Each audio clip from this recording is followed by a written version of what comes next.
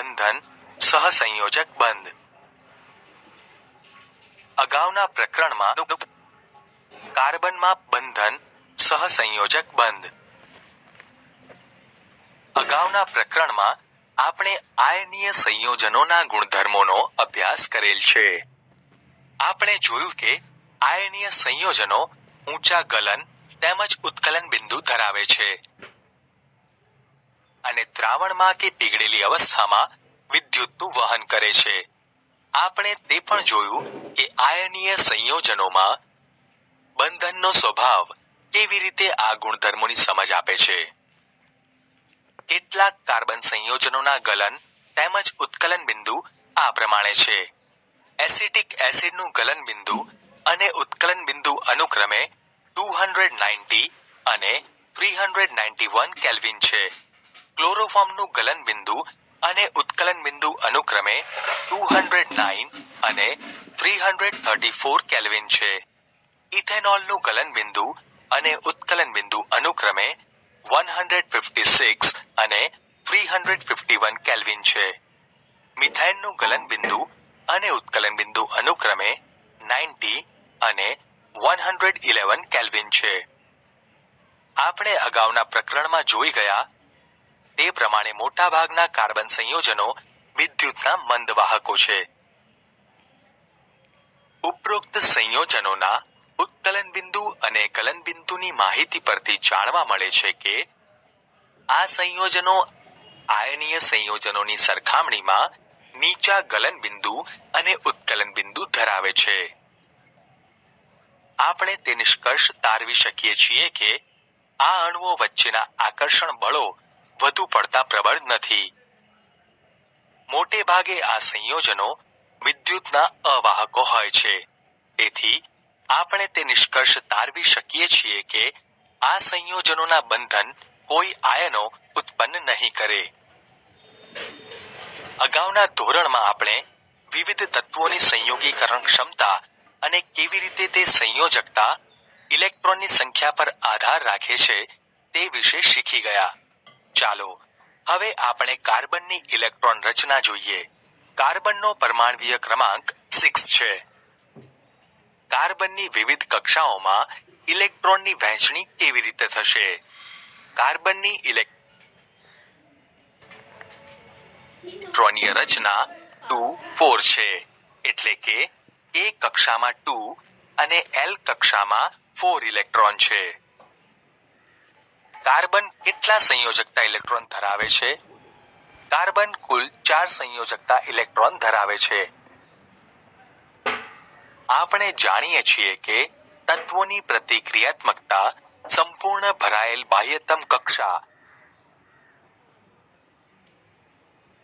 એટલે કે નિષ્ક્રિય વાયુ જેવી રચના પ્રાપ્ત કરવાની વૃત્તિને આધારે સમજાવી શકાય છે. આયનીય સંયોજનોની રચના કરતા તત્વો તેઓના બાહ્યતમ કક્ષા એટલે કે નિષ્ક્રિય વાયુ જેવી રચના પ્રાપ્ત કરવાની વૃત્તિને આધારે સમજાવી શકાય છે. આયનીય સંયોજનોની રચના કરતા તત્વો તેઓના બાહ્યતમ કક્ષામાં ઇલેક્ટ્રોન મેળવીને કે ગુમાવીને તે પ્રાપ્ત કરે છે. કાર્બનના કિસ્સામાં તેની બાહ્યતમ કક્ષામાં તે 4 ઇલેક્ટ્રોન ધરાવે છે અને નિષ્ક્રિય વાયુની જેવી રચના પ્રાપ્ત કરવા માટે તેણે 4 ઇલેક્ટ્રોન મેળવવા અથવા ગુમાવવા જરૂરી છે. જો તેણે ઇલેક્ટ્રોન મેળવવા કે ગુમાવવા હોય તો 2 બાબતો લક્ષમાં લેવાય. 1. તે 4 ઇલેક્ટ્રોન મેળવીને C4 નેગેટિવ એનાયન બનાવી શકે છે, પરંતુ 6 પ્રોટોન ધરાવતા પરમાણુ કેન્દ્ર માટે 10 ઇલેક્ટ્રોન એટલે કે 4 વધારાના ઇલેક્ટ્રોન સમાવવા મુશ્કેલ થઈ શકે છે. 2. તે 4 ઇલેક્ટ્રોન ગુમાવીને C4 પોઝિટિવ કેટાયન બનાવી શકે છે, પરંતુ 4 ઇલેક્ટ્રોન દૂર કરીને તેના પરમાણુ કેન્દ્રમાં 6 પ્રોટોન વડે આકર્ષાયેલા અને માત્ર 2 ઇલેક્ટ્રોનને સમાવતો કાર્બન કેટાયન બનાવવા માટે મોટા પ્રમાણમાં ઉર્જાની જરૂર પડે છે. કાર્બન બીજા કાર્બન પરમાણુઓ સાથે અથવા અન્ય તત્વોના પરમાણુઓ સાથે સંયોજકતા ઇલેક્ટ્રોનની ભાગીદારી કરીને આ સમસ્યાનો ઉકેલ લાવે છે. માત્ર કાર્બન જ નહીં, અન્ય અનેક તત્વો આ પ્રકારે ઇલેક્ટ્રોનની ભાગીદારી કરીને અણુઓ બનાવે છે. ભાગીદારી પામતા ઇલેક્ટ્રોન બંને પરમાણુઓની બાહ્યતમ કક્ષાના ઇલેક્ટ્રોન હોય છે અને બંને પરમાણુઓને નિષ્ક્રિય વાયુ જેવી રચના પ્રાપ્ત કરવા તરફ દોરી જાય છે. કાર્બનના સંયોજનો તરફ જતા પહેલા ચાલો આપણે સંયોજકતા ઇલેક્ટ્રોનની ભાગીદારીથી રચાતા કેટલાક સામાન્ય અણુઓ તરફ નજર કરીએ.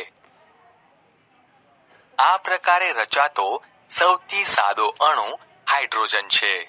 અગાઉ આપણે શીખી ગયા છીએ તે પ્રમાણે હાઇડ્રોજનનો પરમાણ્વીય ક્રમાંક 1 છે. તેથી હાઇડ્રોજન તેના K કક્ષામાં એટલે કે કોષમાં એક ઇલેક્ટ્રોન ધરાવે છે અને K કક્ષાને ભરવા માટે તેને વધુ એક ઇલેક્ટ્રોનની આવશ્યકતા છે. તેથી એ હાઇડ્રોજન પરમાણુઓ તેમના ઇલેક્ટ્રોનની ભાગીદારી કરીને હાઇડ્રોજન અણુ H2 બનાવે છે. પરિણામે હાઇડ્રોજનનો પ્રત્યેક પરમાણુ તેની નજીકના નિષ્ક્રિય વાયુ હિલિયમ જેવી ઇલેક્ટ્રોનીય રચના પ્રાપ્ત કરે છે, જે તેની K કક્ષામાં 2 ઇલેક્ટ્રોન ધરાવે છે. આપણે તેનું નિરૂપણ ટપકા અથવા ચોકડીઓ કરીને સંયોજકતા ઇલેક્ટ્રોન દર્શાવી શકીએ છીએ.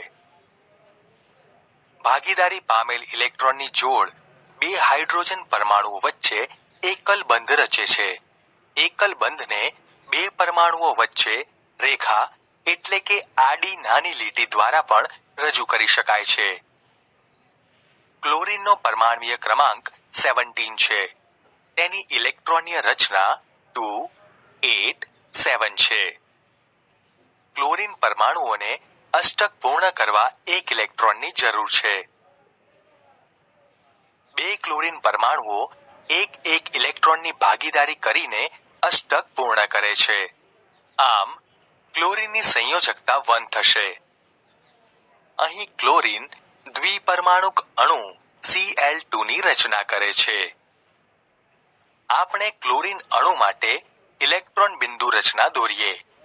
આપણે એ વાત પણ ધ્યાનમાં રાખીએ કે માત્ર સંયોજકતા કક્ષાના ઇલેક્ટ્રોનનું જ નિરૂપણ કરવાની આવશ્યકતા હોય છે. 2 ક્લોરીનના પરમાણુની સંયોજકતા કક્ષાની ઇલેક્ટ્રોન રચના આ મુજબ છે. 2 ક્લોરીન પરમાણુઓ વચ્ચે એક ઇલેક્ટ્રોનની ભાગીદારીથી એકલ બંધની રચના થાય છે. ઓક્સિજનનો પરમાણ્વીય ક્રમાંક 8 છે. ઓક્સિજનના કિસ્સામાં આપણે 2 ઓક્સિજન પરમાણુઓ વચ્ચે દ્વિબંધનું નિર્માણ થયેલું જોઈએ છીએ. આમ થવાનું કારણ ઓક્સિજનનો પરમાણુ તેની L કક્ષામાં 6 ઇલેક્ટ્રોન ધરાવે છે અને તેને અષ્ટક પૂર્ણ કરવા વધુ 2 ઇલેક્ટ્રોનની આવશ્યકતા છે. તેથી દરેક ઓક્સિજન પરમાણુ અન્ય ઓક્સિજન પરમાણુ સાથે 2 ઇલેક્ટ્રોનની ભાગીદારી કરી દર્શાવ્યા પ્રમાણેની રચના આપે છે. દરેક ઓક્સિજન પરમાણુ દ્વારા દાન થયેલા 2 ઇલેક્ટ્રોન એ ઇલેક્ટ્રોનની ભાગીદારી પામેલી 2 જોડ આપે છે. તેને 2 પરમાણુઓ વચ્ચે દ્વિબંધની રચના થવી એમ કહેવાય છે. શું આપણે એક ઓક્સિજન પરમાણુ અને 2 હાઇડ્રોજન પરમાણુ વચ્ચેના બંધથી બનતા પાણીના અણુનું નિરૂપણ કરી શકીશું? શું અણુ એકલ બંધ કે દ્વિબંધ ધરાવતો હશે? અહીં 2 હાઇડ્રોજન પરમાણુ ઓક્સિજન પરમાણુ સાથે એક ઇલેક્ટ્રોનની ભાગીદારી કરી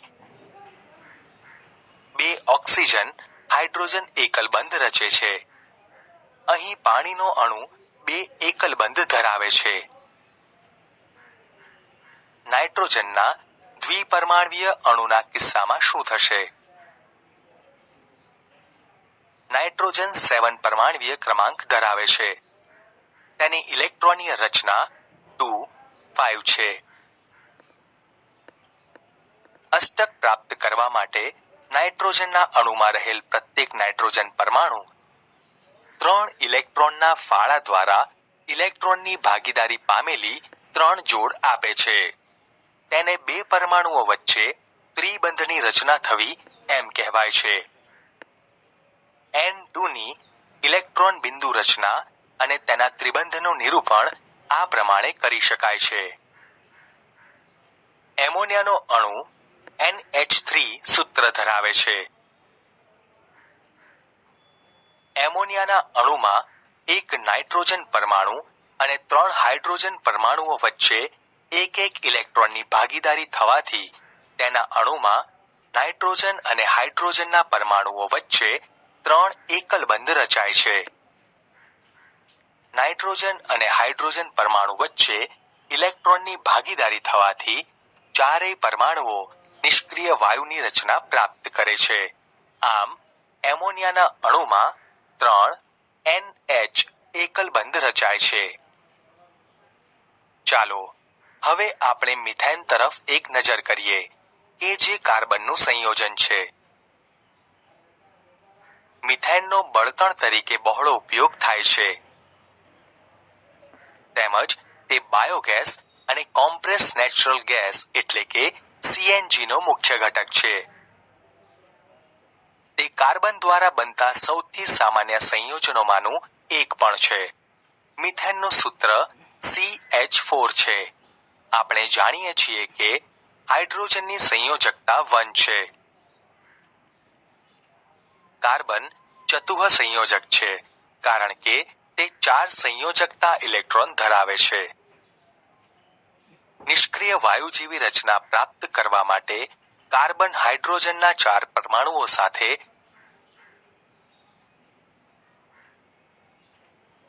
આ પ્રમાણે ઇલેક્ટ્રોનની ભાગીદારી કરે છે. એવા બંધ કે જે બે પરમાણુઓ વચ્ચે ઇલેક્ટ્રોન યુગ્મની ભાગીદારીથી બનેલા હોય તે સહસંયોજક બંધ તરીકે ઓળખાય છે. સહસંયોજક બંધ ધરાવતા અણુઓમાં પ્રબળ બંધ બનેલા દેખાય છે પરંતુ આંતર આણ્વીય આકર્ષણ ઓછા હોય છે. તેને કારણે આ સંયોજનોના ગલન બિંદુ અને ઉત્કલન બિંદુ નીચા હોય છે. પરમાણુઓ વચ્ચે ઇલેક્ટ્રોનની ભાગીદારી થઈને વીજભાર વિહીન કણો ઉદ્ભવે છે.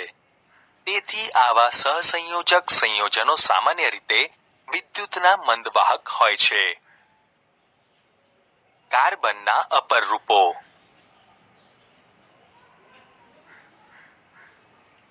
કાર્બન તત્વ કુદરતમાં અનેક વિવિધ ભૌતિક ગુણધર્મો સાથે જુદા જુદા સ્વરૂપમાં પ્રાપ્ત થાય છે.